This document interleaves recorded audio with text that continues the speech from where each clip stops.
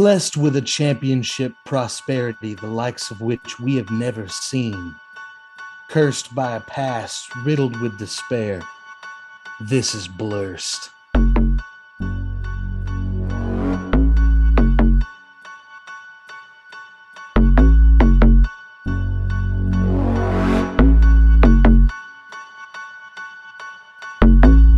Welcome back to Blurst, everyone. This is the Atlanta Sports Podcast, bringing you all the blessed and all the curse that goes along with Atlanta sports. I'm joined today by Bleezy Blake and Bleezy Blake alone. I'm your host, Hayden, and what is it? Today's Tuesday again, isn't it? It's Tuesday. It's Tuesday. So every time we're late, is that how's it going to start? It's Tuesday, isn't it? I can't not I say kind of that like on it every though. Tuesday. It was a random tweet I saw like 5 years ago, and every single Tuesday since. I'm sure my wife loves it, but It's Tuesday, isn't it? I can't stop. Hey, it's a It's just tradition what worth happens keeping, now. my friends. A Yeah. tradition worth keeping. Speaking of blurs, it kind of feels like we're experiencing the curse type of the blursening of the blessed and the curse this week. Just having the Phillies make the World Series and the Falcons Oh, have a bad loss. It's the first bad loss of the season, surprisingly. Based on the teams we played, you'd think we'd have a handful by now. So, I mean, very true.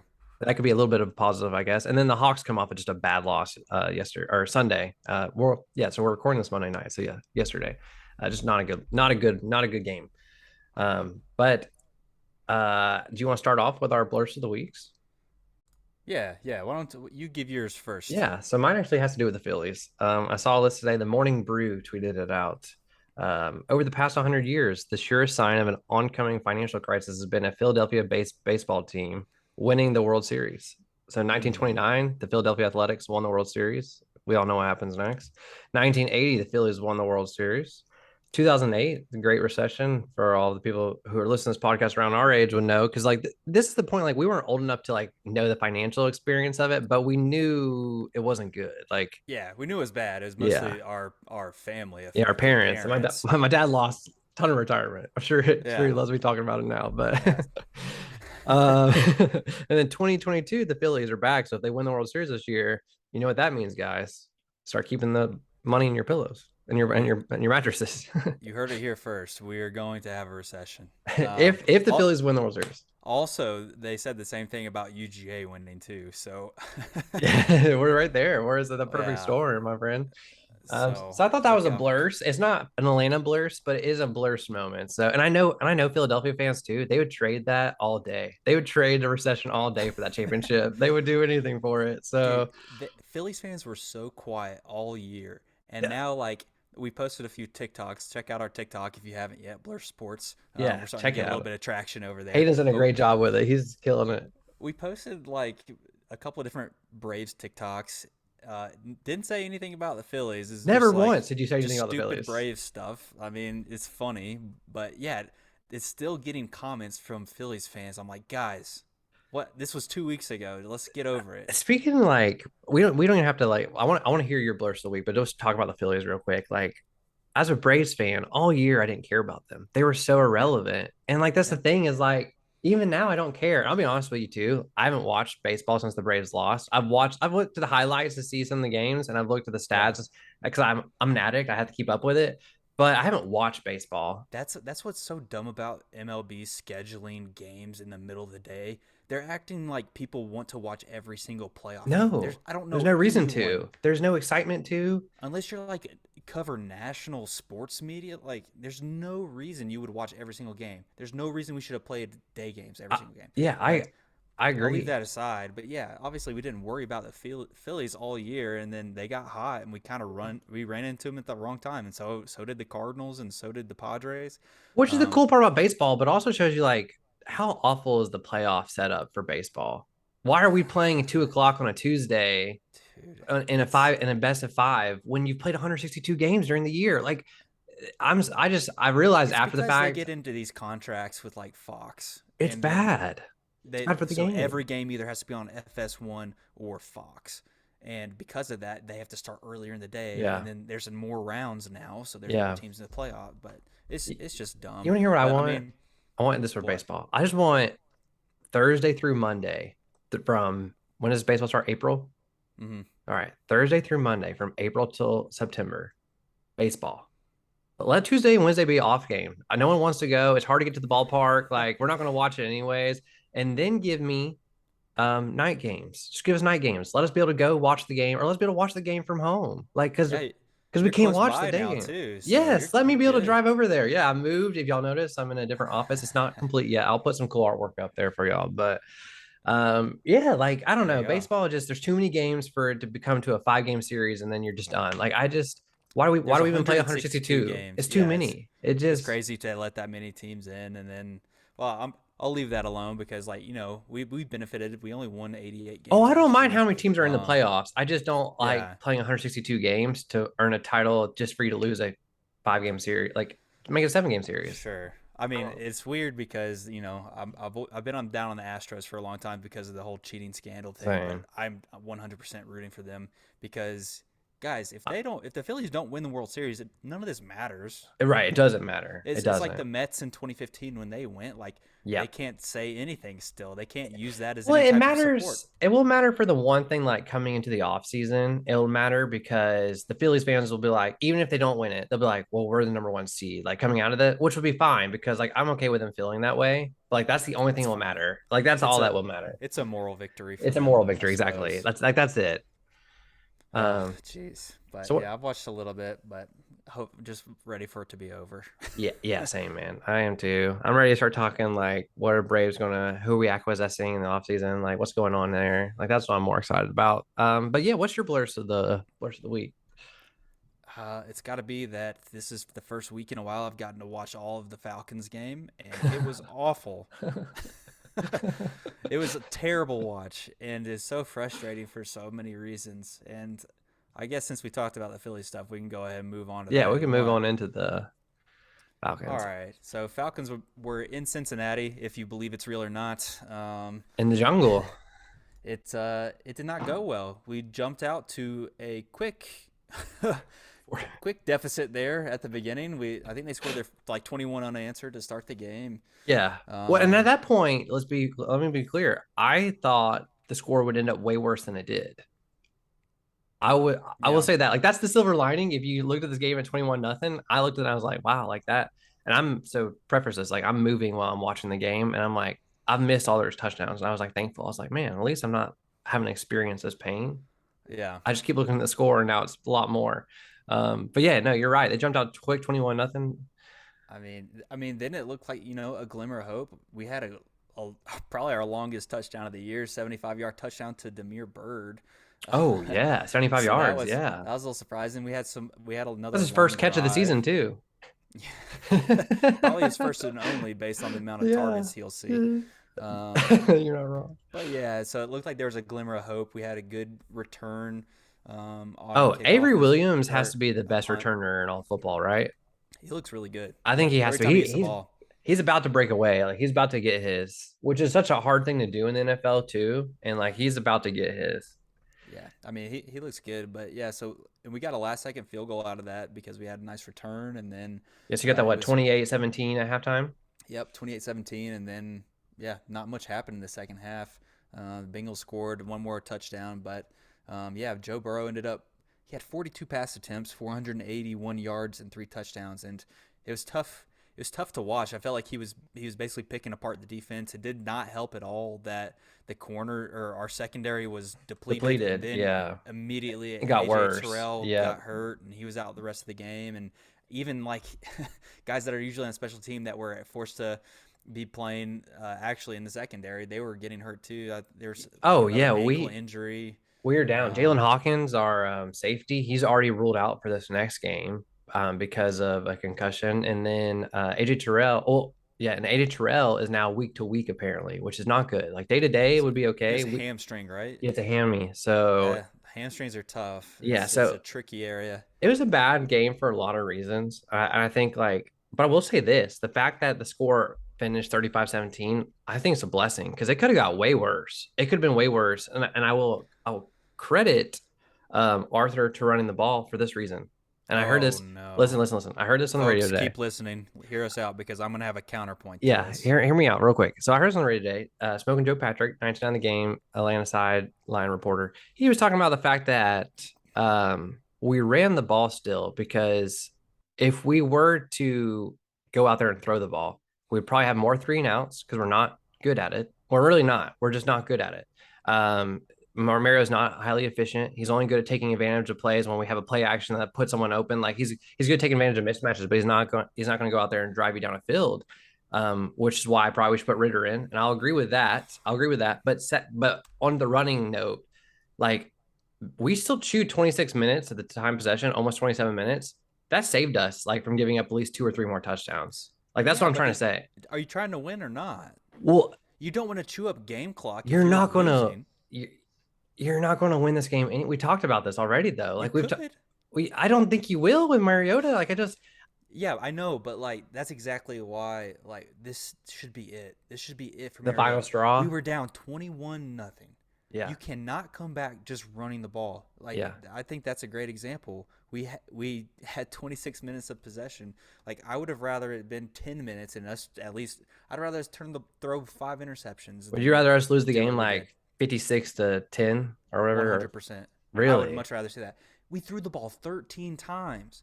13. That is incredible. They were beating us 21-0, and they still threw the ball 42 times. Yeah, but that's what they do good though. They're proficient at it. I mean, good for them, but like it just doesn't match up. And also, and this is exactly what I said leading into the game. This is why we would lose probably because we'd get behind and we can't come back. I would have expected us to at least try to throw the ball more. Yeah, I agree. It's outrageous. It's outrageous. And then people are talking about today like why are the Falcons drafting these skill receivers and tight ends if you're not going to throw it to them, not using them at all? But it's a waste. Yeah, but I think when you drafted both guys, your thoughts to Matt Ryan's your quarterback. You know what I mean? Like, that was a whole different. But it is a different. Yeah, it is. I agree. And now he's getting benched, which is even crazier. We can talk about after we finish the Falcons. We'll talk about that.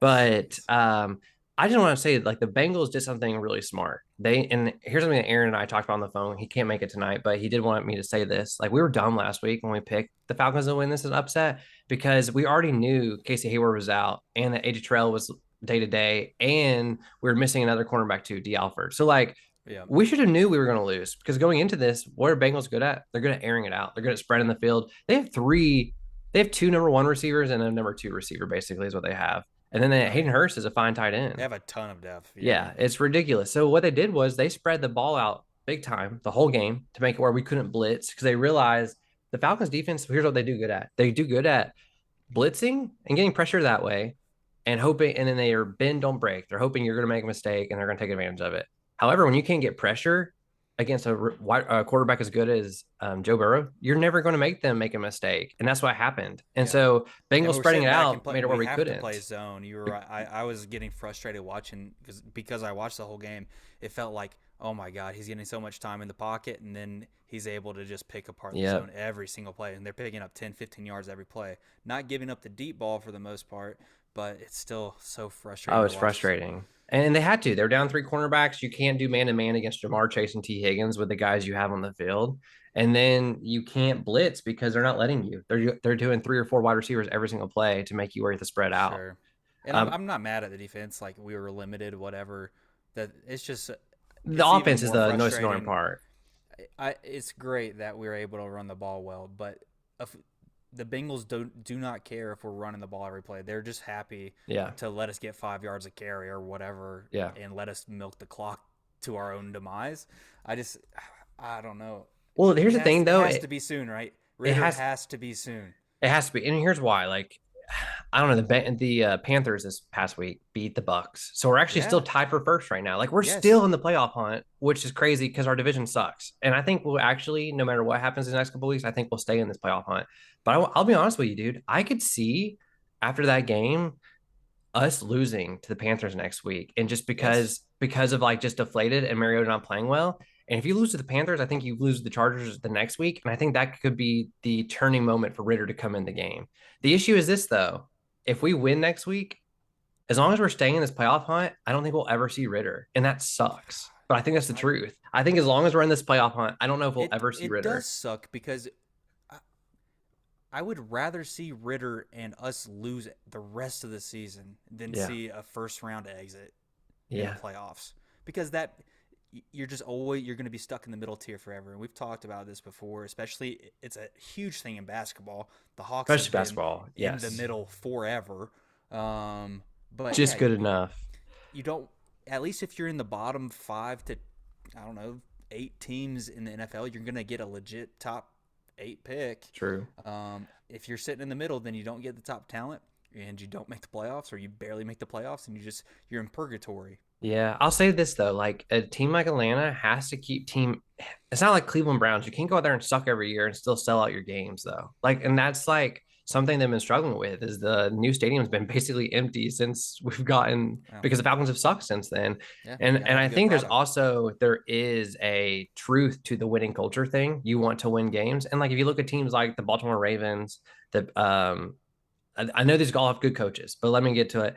The Patriots, even at the Steelers, like some of these teams, the Seahawks are even another one who have been good consistently. I'll even say the Broncos. It's because they have winning cultures, and what the owners do is they hire the right coach, and if they screw up, they cut bait with the coach so quickly that the new coach is coming in to set in a new winning culture. And you'll see a lot of these, even the Titans are doing it right now. They don't have the greatest quarterback, but man, they're competing in every game they play in, and they're going into the playoffs every year. And I think the Falcons defense is like a year away from being able to do that with no matter how bad the offense is. Yeah. And so I'm not saying it's a good thing, and I wish it wasn't the case, but I think that's why they're going to try to win. And if we're staying in this playoff hunt, they're going to play the quarterback who gives us the best chance to win. And that may say that Ritter might not ever be ready, which I mean, that could be the case, but at least there's I just don't hope know. that he is. I know. There is some, like, there's a little bit of hope, and like, I don't know, Mariota got up pretty slow in one play. I was like, oh, is this the moment? And then it was not. Yeah, let me say, barring injury, I don't think Mariota will get benched unless like we go on a skid just because of how successful we've been. And it's tough because, like, I've tried to be consistent and talk about this even after we're winning games. And like, Mariota won Offensive Player of the Week last week, Yeah. which is insane because he was like 13 for 14 or something like that. Yeah, I think he only it completed was a like down week for offenses last week all across the NFL. So it's just hard to get behind the product, and I don't even blame Art at all. I think he's a good coach, and I've come all the way around on that. I do think he's a good coach, and maybe this is the only way we could possibly win games this year is if we're running the ball.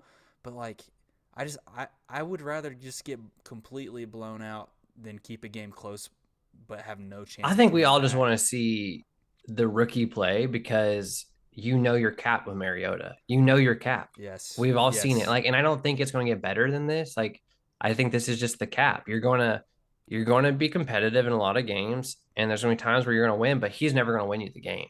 He hasn't won us a game this whole year. He's lost us a couple games, but he hasn't won us a game the whole year. And so, like, it sucks. And like, that's where we're at. But I will say this on the note that you just said, as Art Smith being a good coach, I think he is a good coach. I think he's proved he's a good coach. It's funny because I don't think many people around the NFL or like nationally realize he's a good coach, and because people are calling him out for the very thing I'm talking about, like only throwing the ball 13 times in a loss where we're getting blown out. Yeah. But I don't think they realize, and I hope that a lot of Falcons fans are happy with what he's done so far.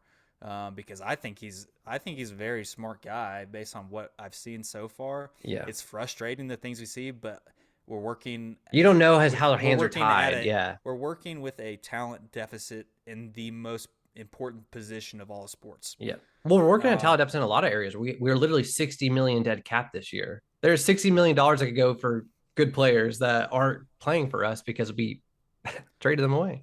So are we gonna bring Matt Ryan back in or what? Oh God! Well, before we say that real quick about the Art Smith thing, I actually did see a couple of national pundits giving Art credit, saying like he's taking low tier talent to reach new heights, like you're being successful. But the problem I see are fantasy football people hate Art Smith because of like people like Drake London and Kyle Pitts. Not like they hate him and they want him fired, which he won't be. And then other people that can't stand Art Smith are Falcons. There's still some Falcons fans who are like disillusioned who think he's a bad coach. I was about to say that's exactly who I was seeing. Like, people were mad at. Like people are saying like, "Oh man, he's like the new Matt Rule." Oh my God, dude! And it's not true at all. Like if you hurts. It's a different lens you have to look through. You do. you can't look at it through a fantasy lens. You got to look at it. But what makes me crazy though is how the there's team some is fantasy performing. people who actually don't know much football. They just know fantasy. Isn't that Yeah, crazy though? Like it's a big difference. that's pretty mind Yeah, blowing though. Like I feel like I understood football to understand fantasy, but some people don't. So, yeah, but yeah, let's talk Matt Ryan. Yeah, Matt Ryan. He has a hurt shoulder, but they're benching him. And apparently, more has come out about this. It's Jim Irsay, their owner, is actually the one who's kind of forcing the hand. It seems like. Who? really. Yeah. Apparently, like last couple weeks, he's gotten kind of more involved in things, and he's kind of forcing the hand. Which, man, I loved what Frank Reich said. He came out and literally said, "I'm gonna read it word for word because I don't want to screw it up." I sent it to y'all too. He said, this was him to Matt Ryan. We did not hold up our end of the bargain. You came here and we were promised you a top NFL rushing game, and we promised you great protection, and we haven't as an offense delivered. Which good. I'm glad someone owns up to this because like Matt Ryan was never going to be a quarterback you bring into a place that needs a bunch of help. Matt Ryan's supposed to be the quarterback you bring into a place that has all the things they need, and he gets plug and play. And he's gotten hit more. He's got sacked more there than he did all last year. Well, not all last year, but you know what I mean, like per game basis than he did last year with the When Falcons. he goes there, he's probably hoping to fall into the same situation that Tom Brady fell into when he went to Yes. Tampa Bay, where he's got a strong line, a lot of talented receivers and tight ends, good Mm-hmm. running backs. I mean, Colts have one of the best running backs in football right now, but it's just not working for him. But so is it injury? Because that's also the other part of it. They're saying So, now that he has like a shoulder issue. so they're saying he's not going to practice all week, but they're also saying he is no longer the starting quarterback, though. Like even Yeah. if he's healthy again, Sam Ellinger is like he's got the reins now. Sam kind of a couple of bad games, and who knows, Matt might be back in the starting lineup. Remember when the Giants did that to Eli Manning? Yeah. So it could be something like that, maybe. But I don't know, it's just weird. I think fantasy, if you're a fantasy person and you got any players on these teams, Jonathan Taylor's the only player I want to touch right now. I don't think if I buy Michael Pittman, I'm looking to get out from him. I just think his value is going to go down. But maybe if you're looking for Michael Pittman and you think he could hold on to some value, try to get him right now because I feel like this is a good buy low moment if you believe in him. I just myself wouldn't want to buy low right now on You're just him. trying to get Sam to trade him to you, I think. I don't want him. No, because I have Jonathan Taylor. I don't want two players from that offense. I do Yeah, not that's want two fair. players from that offense. Yeah, it's kind of weird. Like, I wonder if we'll start to see more of a transition away from these franchises that constantly are trying to rebuild with older quarterbacks and quarterbacks that might be a little past their prime because we're seeing it. The Colts do it every Dude, year. but here's the I don't. why. If you think And if then you're also the Broncos are the other team. Those two are the yeah, two that try this because the Broncos got it to work one time yeah, with Peyton with Manning. with With the Peyton bet one of Manning. I'd argue he's one of the his top two, top three best quarterbacks of all time. Yeah, And I honestly like this sounds crazy, but I won't say this craziness right now. Actually, I'll save it. But it's Peyton no, Manning. you I love got it. Peyton Manning. I was just gonna Say say it. like I actually like if I had to make a team with prime Peyton Manning time Tom Brady, I'm going Peyton Manning every time. I Really, I that's think interesting. I think prime Peyton Manning's a better passer than Tom Brady was. Like just airing it out. If you have to air it out, like I think Tom Brady was just on better teams. And we can Yeah. that's another debate. I'm not saying Uh Tom, oh. and I'm not trying to diminish Tom Brady at all. I'm just trying to actually promote Peyton because I think Tom Sure. Brady's still the goat, which I know is ironic. But what I'm trying to say is with at least the Colts, it makes sense why they did it because you built this awesome team and you had a franchise quarterback and he retires on you. And Yeah. so like your team's still built to win though. Like you feel like your team's built to win. So you're trying to plug and play with these quarterbacks who just are past their prime. Like they should Yeah. have went for Russell Wilson.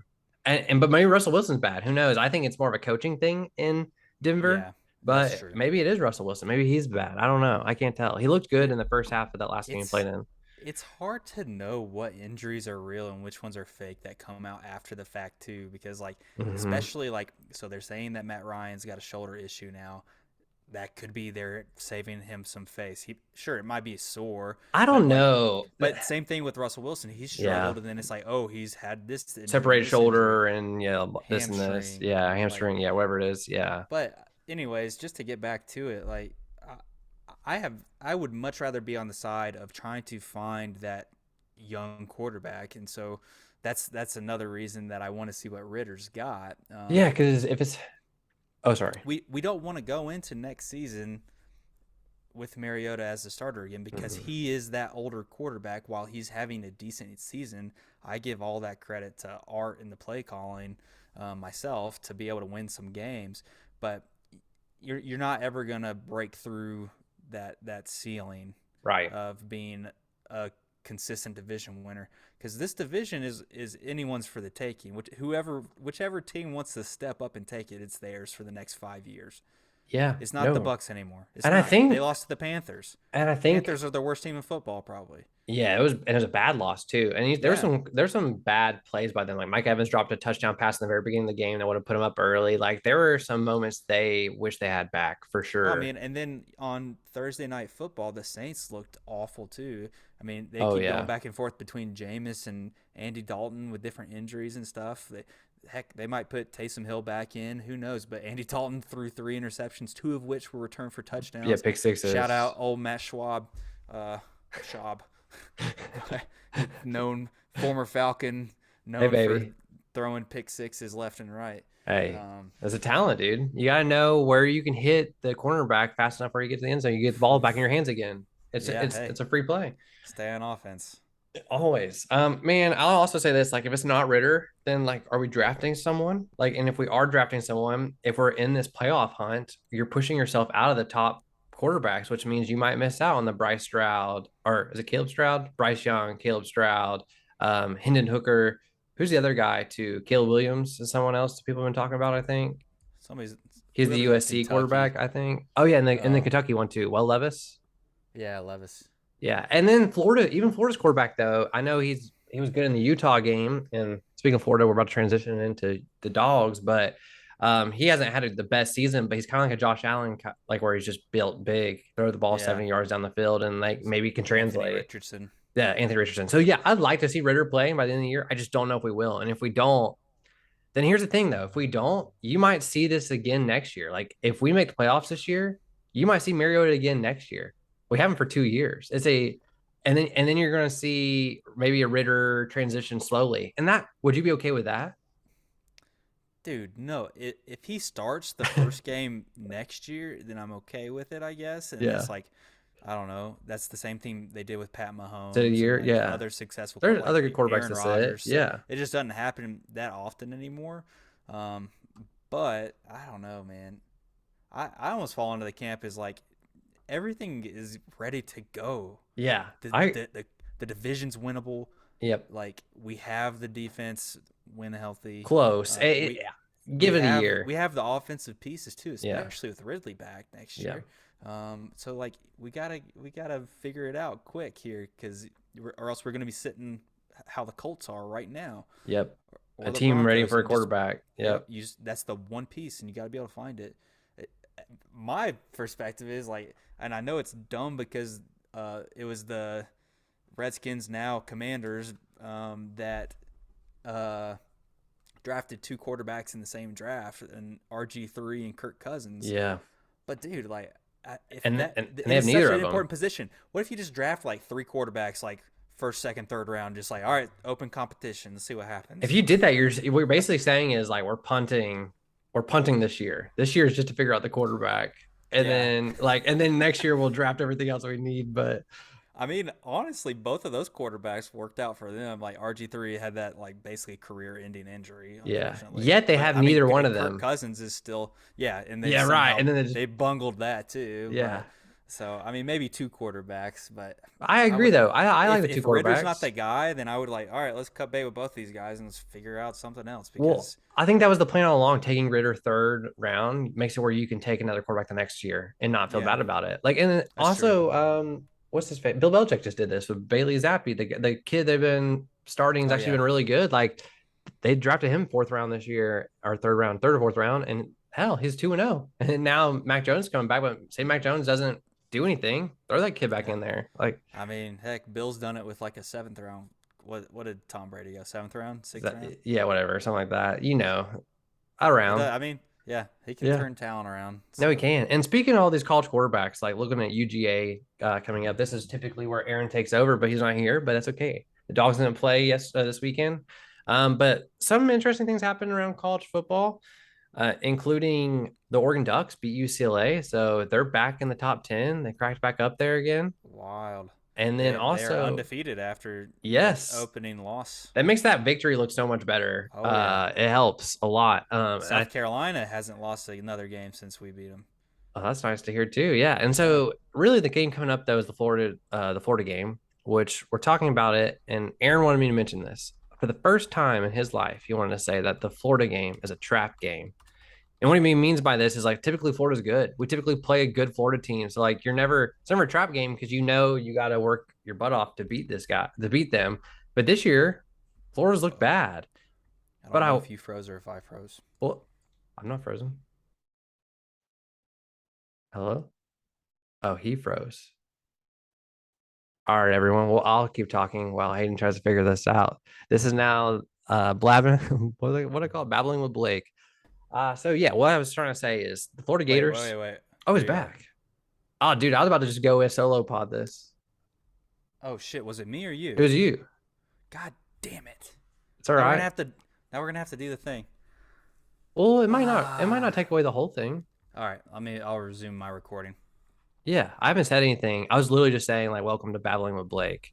And I was gonna say the Florida Gators this year, although they haven't been great and their record's not good, if you look at their scores, every single one of their games this year, they've played the team really well. They did lose to LSU by 10 points, but that and that literally that was a bad game. They got beat bad by LSU. But every other game they played this year, it's been a close game. They barely beat Missouri, but we barely beat Missouri.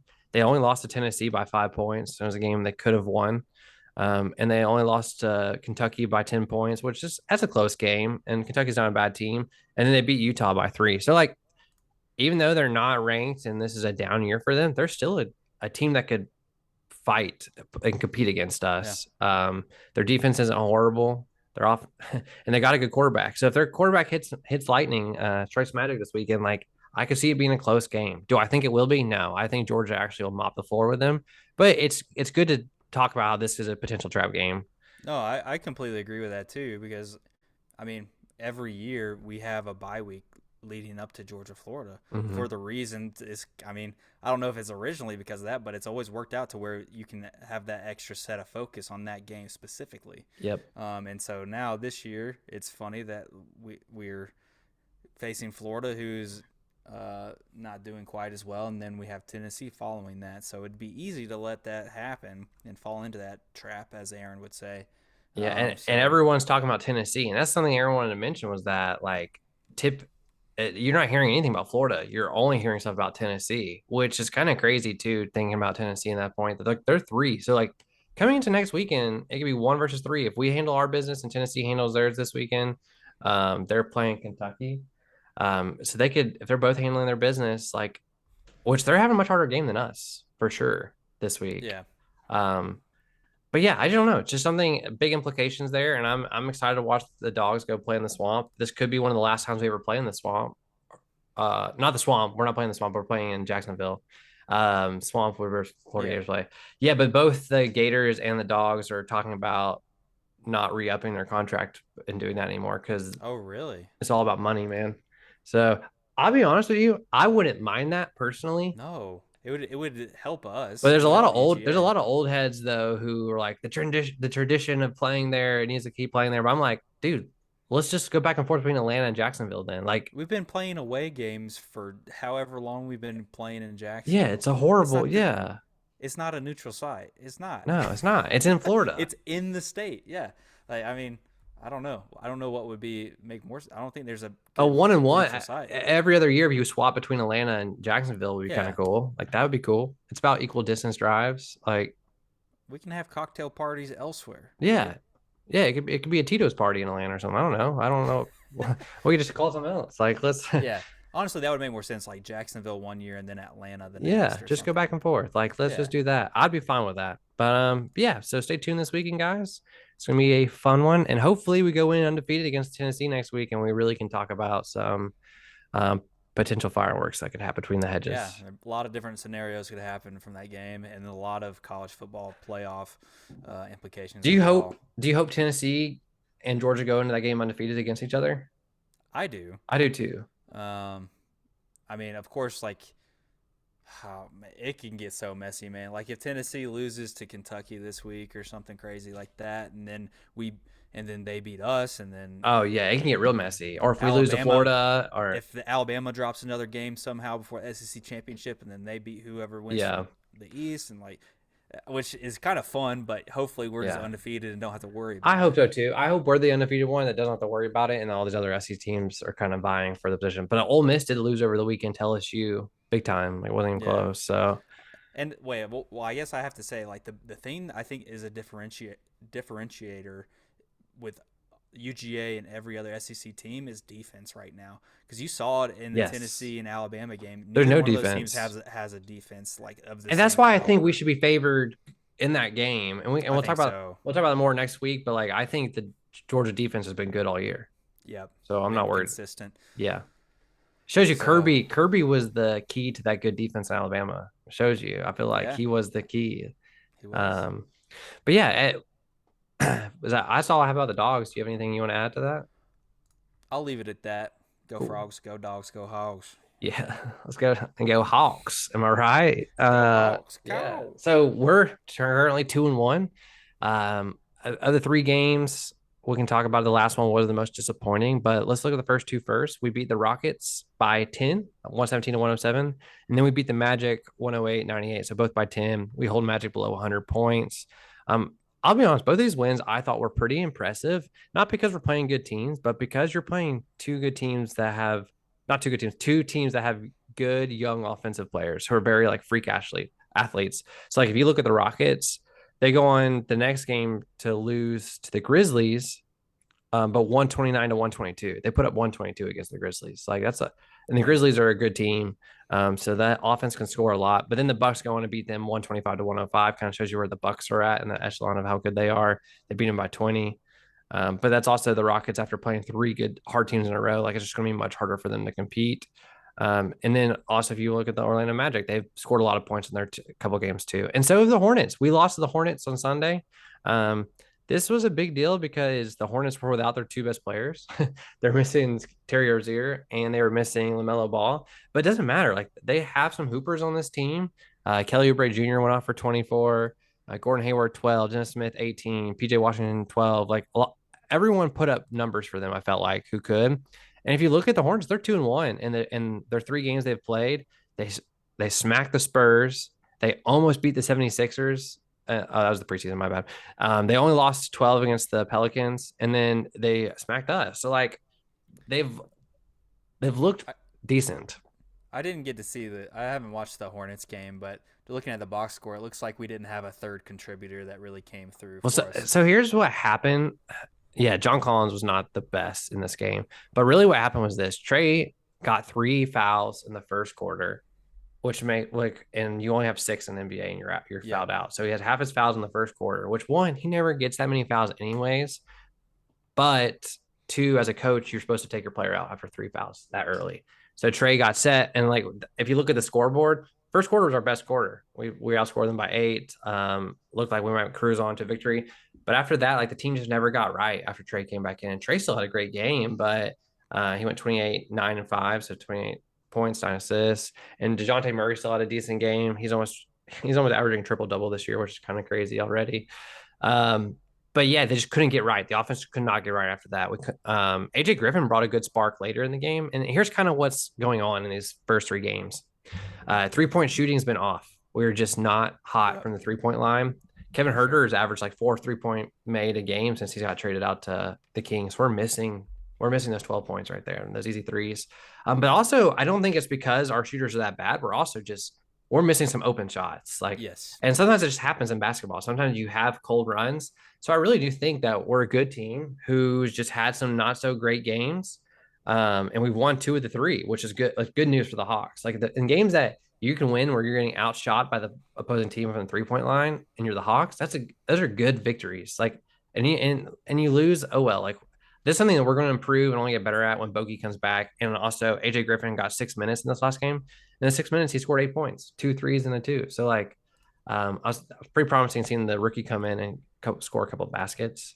Yeah, maybe that'll continue to provide a little spark. He only played 6 minutes in the third game, and so if he can, score some threes on a high clip, then he'll come in and give us a spark. 100%. I'm actually surprised that Nate's already playing him this early, but it's because we were going to be pretty bad there at the end. But it's a good thing, and it's really good to see him come out there and be confident in his shooting. Jalen Johnson through 3 games has looked bad. Like he's our guy we drafted last year, and but it's not bad in a way that he can't get better. It's bad in a way that he just looks like he's new to the NBA still. He's only played 5 games total. He played 3 last year, 2 this year. So like, or 3 this year and 2 last year. So like, I know why he's not playing well. But that's kind of hurt us so far early in the season. We're going to hit on some other players. DeAndre Hunter's looked great. He had not the best night, but no one on the Hawks really had a great night except for Trae Young. John Collins has looked great. Okongwu and Clint Capella have looked awesome. And then DeJounte Murray's got that dog in him, dude. They win that first game. What does he say afterwards? We didn't play well enough. Our defense didn't play good enough. Like, wait, that starts with me. In this last game we lost, he said, it just was, to be honest, we weren't there tonight. We didn't play well. Like we didn't show up. They beat us. And he goes, that starts with me too. I got to do better. We're going to do better. He just brings this whole accountability to the team that they didn't have before. And it's perfect. Like it's exactly what the doctor ordered. It's what this team needed.